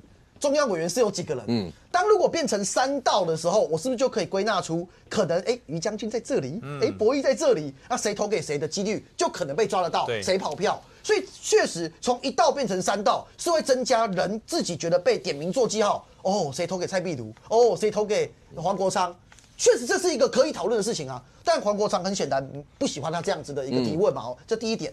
第二点，关键还是蔡壁如。蔡壁如，我说真的，台湾政坛上面只要还有一丝丝理智的人，我相信不会有人认为蔡壁如最后会赢黄国昌，就是党主席最后，对吧？可是蔡壁如愿意参选这件事情，其实就是代表一件事情，民众党内不是只有黄国昌一个声音。好，蔡壁如的脸书发了一个类声明，就是写他这个认为民众党的期待啊，其实主要写3点，这3点我的看法是完全都是冲着黄国昌来的。第一点他讲什么？他说希望能够建立开放包容党中央核心的决策的状态。开放包容，这是黄国昌最缺乏的吧？你看连那个张凯军要讲话都不让他讲，所以第一个开放包容，第二个要深化基层连接，扎实地方实力。黄国昌大家记不记得前一阵子他还没有当党主席前，还在孝雄新北市长的时候，新北市办多少活动啊？积极来啊，跟馆长合作啊，等等。你看最近还有吗？没有了嘛，因为没有人认为他会选新北市长了嘛，他自己也没有要选新北市长啊。他现在要想的事情是，我2年立委完，要不要可以继续再做2年？那我这个8席跟后面8席的矛盾，还是说我可以，我1席继续连任啊，后面8席怎么样？就他要去处理这个事嘛。第3个事情，重视后勤，为未来选战做好准备。蔡壁如点的这个一半点黄国昌，一半点柯文哲。过去我们这段时间在笑那个民众党，不就是每次他们提了一堆立委跟议员候选人，结果选完之后没选上，就跟党中闹翻，所有该给的资源没有给。所以蔡壁如这3招其实出来不是乱写的，态度是明确的。那最重要树立一件事情就是，尽管我选不赢你，我政治实力没有你强，可是民众党目前为止并不是一个黄国昌全部他讲了算。不过现在看起来的话，任俊，有人说蔡壁如所讲的所有内容里面有一招。因为他直接讲说，如果他当选的话，柯文哲如果要是有机会那出来的话，有机会回任，他绝对不会有任何的战略。大家都说他其实也不是在讲他自己，他是在让所有的小草知道，黄国昌来跟着表态吧。我已经这样讲了，那你要不要跟进表态？有人说这是一个杀手锏，就是我就以退为进，对嘛？就是我当不当选，那刚冠廷已经讲了嘛，对吧？对，而且已经讲成这个样子哦。所以对黄国昌来讲的话，但他没有回这一块。是，那这表示什么？你会发现，第一个，这些人要选，言必称柯文哲。是，黄国昌也说是什么柯文哲的理念，会要落实，要什么什么，所有这一切。那每个人都是言必称柯文哲。可是第一个，显然这是另外一场权力竞逐，跟柯文哲说实话没有什么关系啊。柯文哲现在大概就成为神主牌啊，神主牌要常常挂在嘴上，那心里面不见得是一定有，但是最少嘴上要表态嘛啊，所以即使不管老佛爷是摆在心中，是，但摆在嘴上有时候是有用的啊，有时候是有用的啊。我个人看黄国昌跟蔡壁如是2个不同类型啊，黄国昌就是那种情感宣泄派什么东西就是我言语的表达，仰天长叹这样子这一定要做给大家看，心心念念神主牌都摆在嘴巴嘛啊。蔡壁如比较理性务实一点，你光看他提的几项包含说要去选举，要做地方组织，要做那些，可是那些议题是黄国昌根本不会去碰的，所以2个人走不一样的路线。那对于民众党来讲，他就会变成是谁能够在这个阶段里面获得更多民众党人的目光嘛因为今天有个民调嘛，是针对就是说，你看这个民调上下2个很有趣题目都一样，但是受访者的属性不同。上面的这一个是针对全民来做民调，这里面民调你会发现到题目说下个月改选党主席，谁可以增加社会对民众党的好感或支持？蔡壁如在这个地方是32.9%的民众支持他，那黄国昌有30.4%，虽然落差不大，但看起来蔡壁如小胜一点点。但如果你把族群拉到剩下民众党支持者的时候，那不好意思，大逆转了。情感宣泄派的黄国昌74.6%认为黄国昌当选党主席对民众党有利，蔡壁如只剩18.1%啊。所以我就讲，就是说现在在这个阶段里面，谁能够去拿到民众党员的目光，黄国昌是赢的，黄国昌是赢的。蔡壁如自己也写脸书，他写说他要去参选民众党党主席，就你刚刚所提到的几个理念，他全部写在这个地方。但大家可以看一下他的下面谁去留言，你知道吗？几乎从这边开始，几乎全部都是在骂蔡壁如的。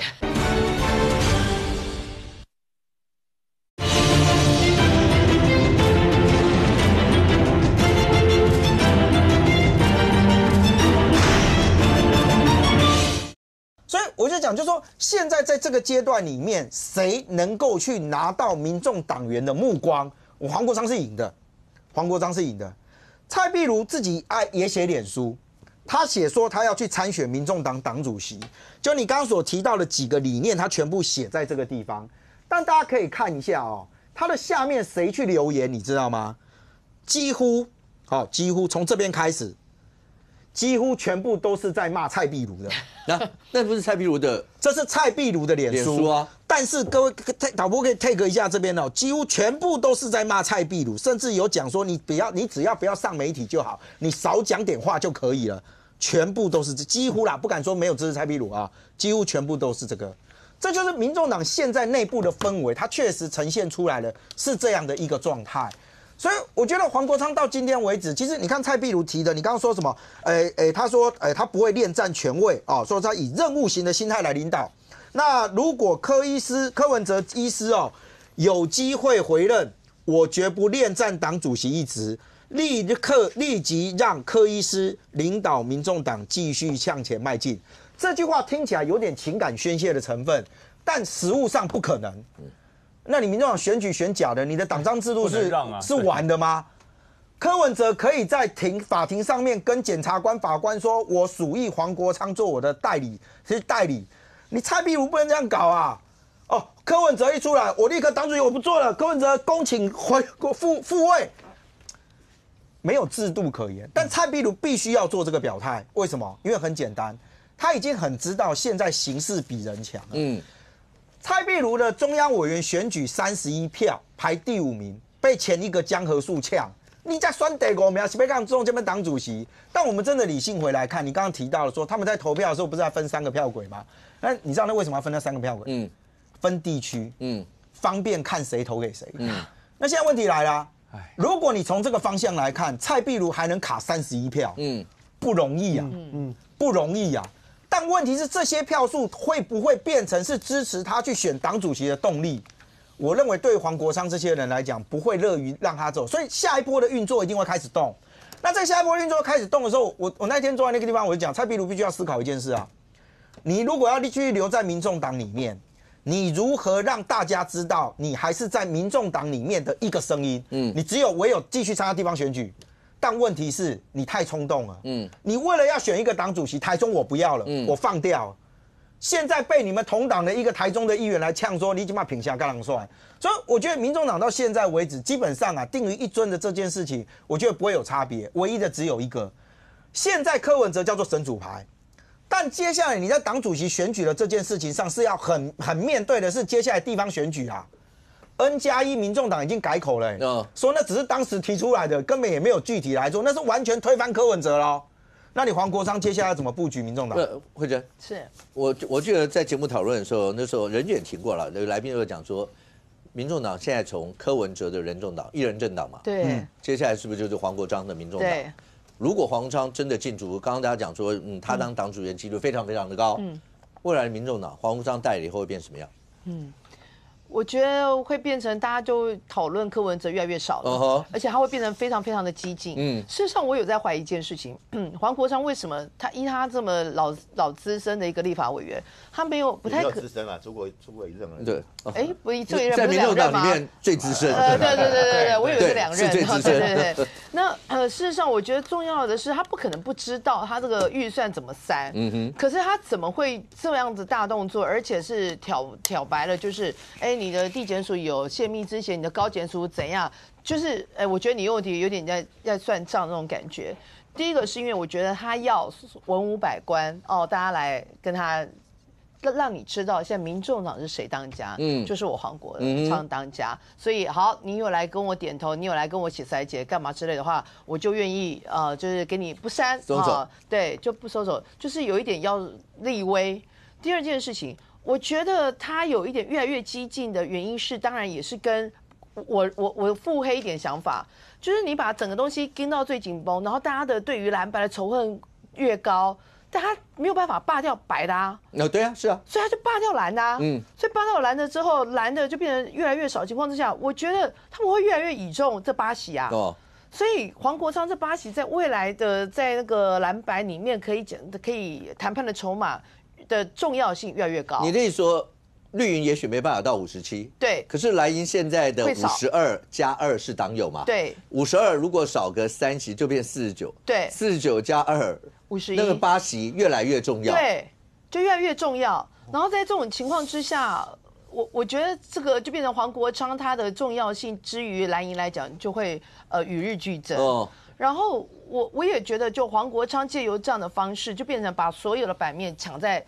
讲白一句，讲实在一句啦，所有版面都讨论他啦，所有人都恨他啦，但是没有人拿他有办法。现在情况变成这样。然后还有一个件事是边缘化柯文哲。柯文哲越来已经没有在讨论了。我们今天从开始到现在还没谈到，已经快要录完了，就还没谈到。对。所以啊，我觉得他这招是很狠的，就是很明显的把一个已经柯文哲给推入，虽然我还是奉你肉身菩萨哦，非常重要哦，救苦救难肉身菩萨，然后那个司法不公，然后一个人怎样怎样，但事实上真正得利受惠人是谁？是我黄国昌啊，所以我觉得他会越来越极端，越来越统。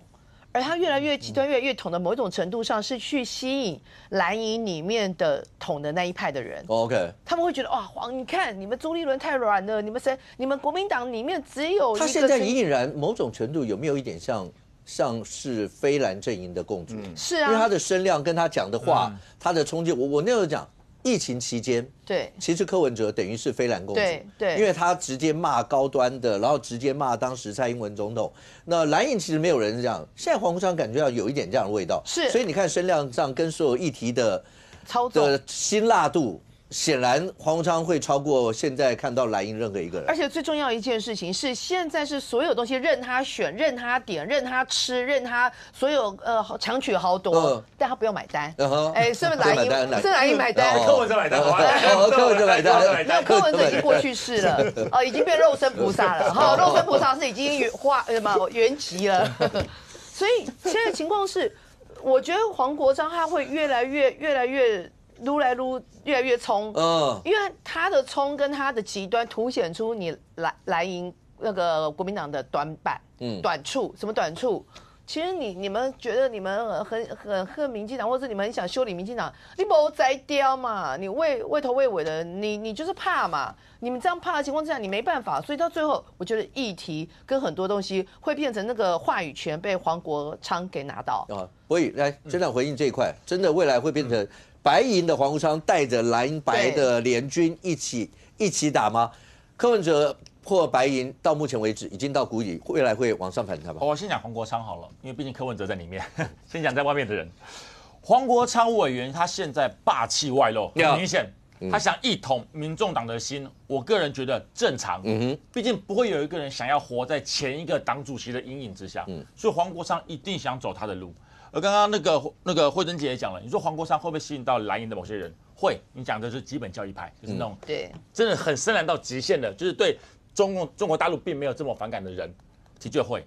但是我跟各位报告，吸引归吸引，票投不出来，一样的意思。尤其是单一选举，黄国昌只要敢选，就算是觉得支持他的人，但是因为会更讨厌民进党，而把票投回蓝营的阵营里面。逻辑是如此，这也是跟绿营的状况是一样，就是。多席次选举很难说，因为毕竟有浅绿、深绿。但单一大选出来的时候，只要不是深绿的，不是民进党候选人，一样倒。因为没有办法，到最后还是以胜选为优先。所以黄国昌，这个代理主席，他的算盘，我可以想得到，他一定是希望他的筹码变大，很合理。他是希望他的话语权变得更高。但是我以目前的状况，我个人分析有限。因为毕竟还是要看个人魅力度的问题。就黄国昌他那个风格可以吸引到他的始终分子 ，OK， 但是他能否扩展到柯文哲的盘，或者是中间选民的盘，目前我觉得看起来不是那么的高。因为美岛电子报还是有一个民调啦，没讲到柯文哲啊，我讲一下，柯文哲最近的状况其实有一点感觉是触底反弹的。先讲他的不信任度从最高的70多%已经掉到68%，表示降低了一点。他的信任度从最低的19%都不到20%，已经飙到将近25%了。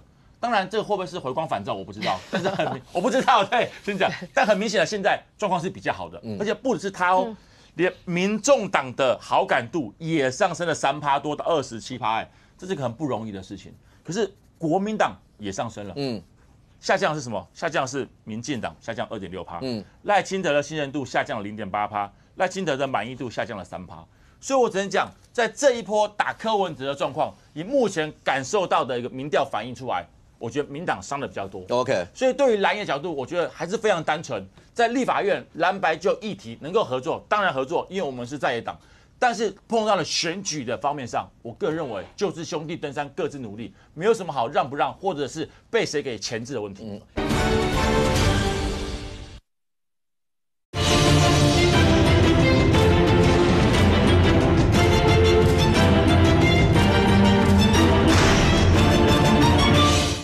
民众党的好感度也上升了3%多到27%，这是个很不容易的事情。可是国民党也上升了，下降的是什么？下降的是民进党下降2.6%，赖清德的信任度下降了0.8%，赖清德的满意度下降了3%。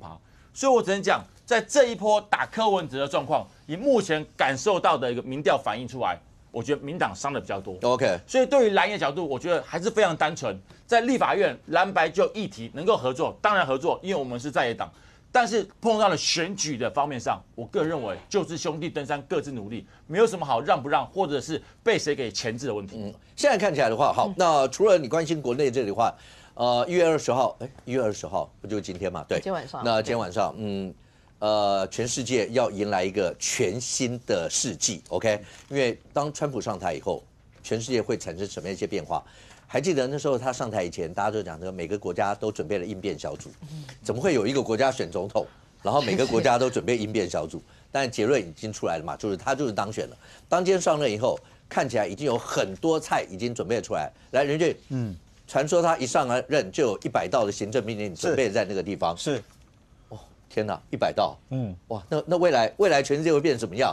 这个大家这几天在关注啦，因为我们的这个祝贺团也有去嘛，但因为他临时改的，为什么？没有就说什么因为天气的关系嘛，所以改到室内啦，那变成是很多这个各国的要去的时候，那为什么是站在我们的位置？也不是只有我们啦，应该有一些也有被。我们比较在乎我们的位置，我也不关心别的国家的位置啊。所以我们的官方说法是说，除了那个在那个就职的那个是没办法参加，其他的行程都有照旧哦，还就有强调这一点。但我觉得大家还是希望看到，当然能够去这样，因为这次毕竟韩国瑜啊什么的，大家都高度都关注跟讨论啊。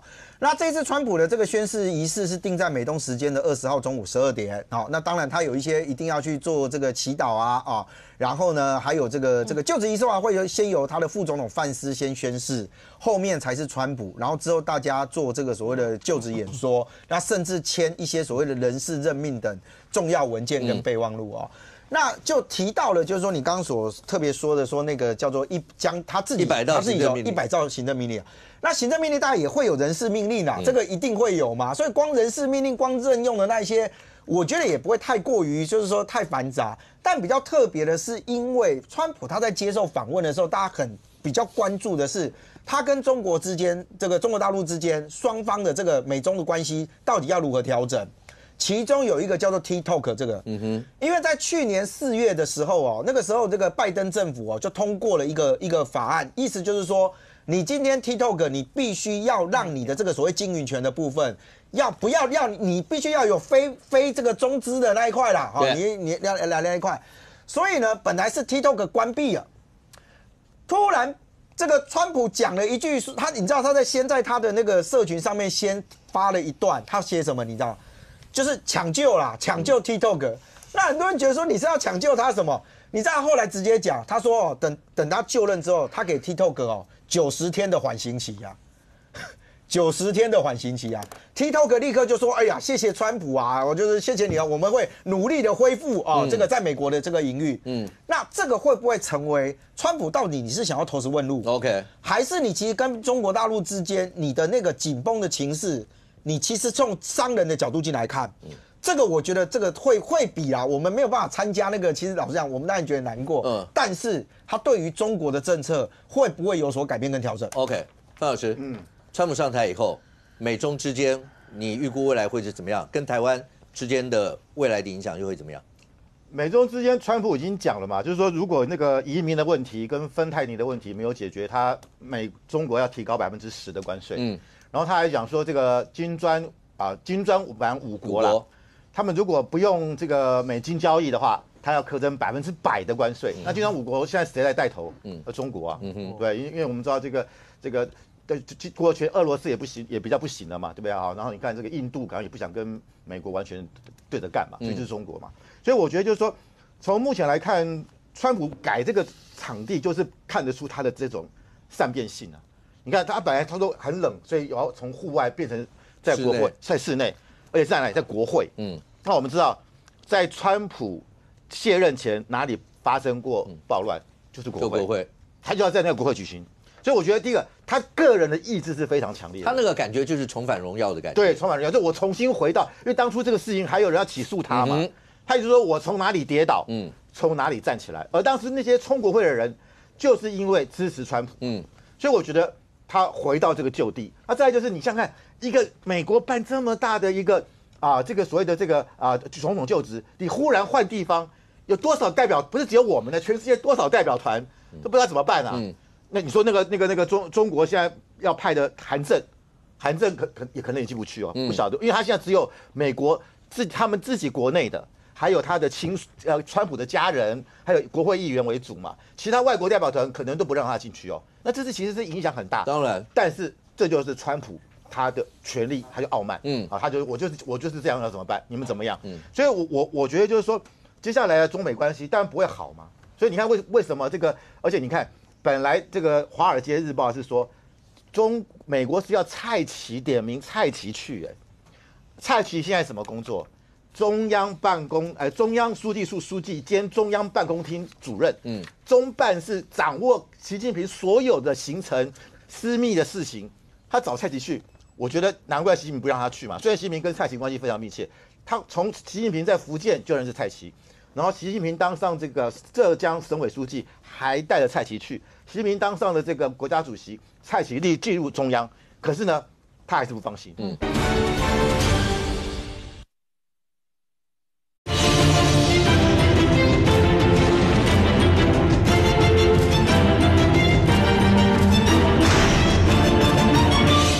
中美关系当然不会好嘛，所以你看为什么这个，而且你看本来这个《华尔街日报》是说。美国是要蔡奇点名蔡奇去，蔡奇现在什么工作？中央书记处书记兼中央办公厅主任，中办是掌握习近平所有的行程、私密的事情，他找蔡奇去，我觉得难怪习近平不让他去嘛。虽然习近平跟蔡奇关系非常密切，他从习近平在福建就认识蔡奇。然后习近平当上这个浙江省委书记，还带着蔡奇去。习近平当上了这个国家主席，蔡奇进入中央，可是呢，他还是不放心。他还后来找了一个韩正，因为韩正现在虽然是国家副主席，他是位高权轻，因为他不是这个7个政治局常委之一嘛，所以找韩正去只是表面上好看嘛。所以我觉得就是说，那为什么会说有蔡奇？表示美国的确是就觉得，蔡奇的确是非常了解习近平，所以我觉得。今天这个我们这个看，包含就彭斯才刚来台湾访问啊，那他也讲说对台湾的这个坚定不移的支持，他当初是川普的副手哈，所以我觉得现在来看，特别他的这个国务卿卢比欧在这次听证会上是可以讲台湾要变成这个当然是豪猪，对，而且他还解释什么叫豪猪啊，那卢比奥是被这个中国制裁公开制裁，不准他去中国的。所以我觉得美台关系，我觉得相对稳定了。反正比较担心的应该是这个什么格陵兰了。川普跟他买格陵兰，格陵兰要紧张了哈。然后连那个，然后还有谁？还有这个墨西哥嘛，他说要把那个还有加拿大墨西哥湾改成美洲湾，美洲湾，还有谁？还有这个就是巴拿马嘛。他说用武力把巴拿马运河拿回来嘛。然后再来就加拿大把它兼并嘛。我觉得现在川普搞的这些其他国家很紧张啊，连那个加拿大总理这个杜鲁道都辞职了，所以我就觉得要轮到我们台湾问题，我看可能要2年以后。OK， 可是大家会注意到另外一个，当然你说跟美中之间的科技战一定是继续往下嘛。那美国已经讲了对中国包括晶片的制裁啦，所有这些，辉达在那时候有出来发声，他觉得不能这样搞，这样搞对美国晶片会有影响。可是前几天当黄仁勋来到台湾的时候，那整个旋风。而且慧珍，对，你看他们那张照片，有谁能让那些老板蹲在下面拍照？只有黄，因为他自己也蹲着嘛。对。然后后面站的，下面蹲的，不得了的照片、啊，那个真的是照片，好不好？上照的，上照的，真的，那是上照的照片哦。那每一个身家啊，什么台积电、魏哲家、鸿海的刘良伟啊，然后一大堆啊，刘扬伟，这一大堆，反正你可以讲得出来的伟创啊，然后伟影啊，反正你可以想到的大头，大家想到不到的也是人保没到，这个确定，其他的几乎都到了。那你就会知道，就是说他的这个魅力有多大。对啊。那大家就会讲说，奇怪，这么重要的人哦，然后为什么那个川皇登基，他竟然会错过？对。那当然，他的说法是说，因为他向来在利用这个时间点，然后会在亚洲，尤其是那个东南亚这个部分有设厂的，都会过年嘛，所以他都会特别去他的厂区，然后跟厂区的人这边。第二件事情，我觉得也蛮重要，他就说目前全世界大概有30-40个工厂哦，就是一直在运作，而这运作里面还包括了他的一些相关的供应商，所以他也是特别来这边，然后包括尾牙啦、同欢，然后呢也谢谢过去这一段时间以及未来大家要一起努力的这个地方。那当然，台湾是它非常重要的据点。事实上，说一句实在话，不管你美国总统是谁，对 NVIDIA 这一家的民营企业来讲，它最重要的是台积电。台积电的晶片不能断，这个部分对他来讲比较重要。那当然，人家也认为说，因为黄仁勋他站在的角度，向来是认为你美国不要过于对中国这个部分的科技的绞杀，因为对他认为来讲，你中国还是在他们 NVIDIA 的一个很大的市场，大概应该也有超过2成左右。你这样一绞杀下去之后，尤其是拜登的离开之前的3道一个禁令下来，然后把中国列为是跟那个伊朗他们一样是完全禁止销售的国家来讲，对他们这些业者来讲，其实是影响还蛮大的。然后不过呢，你可以知道一件事，就是说川普上来之后，他跟中国的关系不管怎么演变，台湾供应链是他绝对紧紧抓在手里面，绝对不会去改变的。那我会认为川普蛮厉害一件事情是，还没上来，还没登基，今天晚上才登基，可是他已经有政绩了。什么政绩？就以色列3个人质啊，他说算他的，他说他没登基为什么算他？人家连人质都已经开始交换了，这都算他的。因为他说他们知道我上来之后会更麻烦，所以你也惊，你也惊，你现在就先，所以现在都算他的，所以你就知道，就是说不管怎么样，川普一上来之后，我觉得势必会对于未来的国际政治产生非常大的一个变数。OK， 今天晚上川普上台以后，那整个全球会产生什么样的变化？对国内来讲的话，当然你可以看到包括大家最在乎的总预算，一直到明天晚上12点前，所有的预算最后结束的那一刻，那民众再回头看会是什么样的一个感觉？会联动到大罢免吗？2月1号很快就到了，未来怎么样？我们大家拭目以待。非常谢谢现场所有来宾，也非常谢谢观众你的收看，所有面对面，我们明天见，拜拜。